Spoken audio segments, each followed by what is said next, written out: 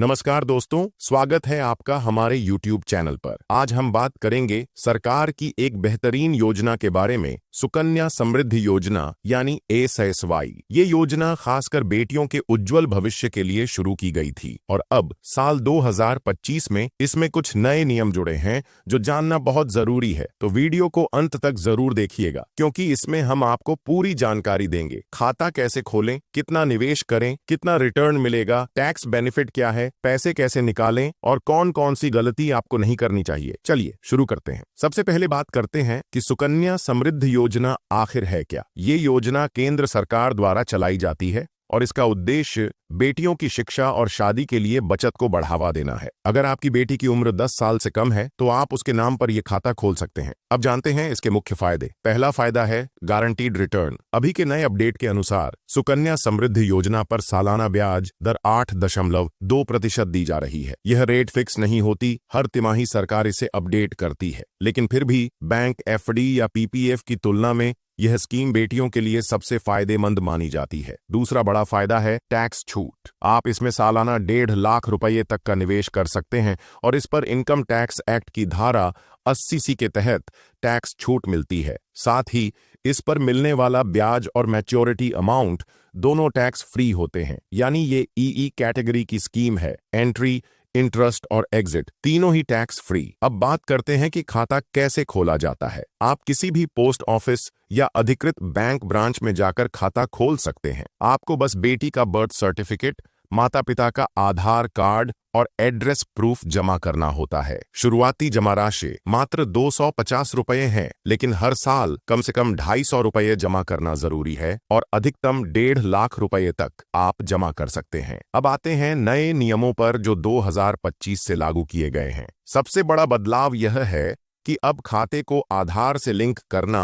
अनिवार्य हो गया है, यानी अगर बेटी या अभिभावक का आधार लिंक नहीं है तो खाता एक्टिव नहीं माना जाएगा। इसके अलावा अब KYC प्रोसेस भी जरूरी कर दिया गया है, यानी हर कुछ वर्षों में आपको अपनी पहचान और पते का सत्यापन कराना होगा। एक और नया नियम यह है कि अब शादी से पहले भी खाते से आंशिक निकासी की अनुमति दी जा सकती है, लेकिन यह केवल पढ़ाई के खर्च के लिए होगी और इसके लिए आपको उचित दस्तावेज देने होंगे। पहले ये सुविधा केवल 18 साल की उम्र के बाद ही दी जाती थी, लेकिन अब इसमें लचीलापन लाया गया है। अब बात करते हैं मैच्योरिटी के नियमों की। जब बेटी की उम्र 21 वर्ष हो जाती है या उसकी शादी हो जाती है, जो भी पहले हो, उस समय खाता मैच्योर हो जाता है। तब आप पूरा पैसा निकाल सकते हैं। लेकिन अगर आप पढ़ाई के लिए पैसा निकालना चाहते हैं तो 18 साल की उम्र के बाद 50% राशि निकाली जा सकती है। अब एक बड़ा सवाल, अगर आप लगातार खाते में पैसे नहीं डाल पाए तो क्या होगा? तो ऐसे में खाता डिफॉल्ट हो जाता है। लेकिन चिंता न करें, आप अगले कुछ सालों में पेनल्टी के साथ खाते को फिर से एक्टिवेट कर सकते हैं। पेनल्टी राशि केवल 50 रुपये प्रति साल होती है और बाकी बकाया राशि के साथ इसे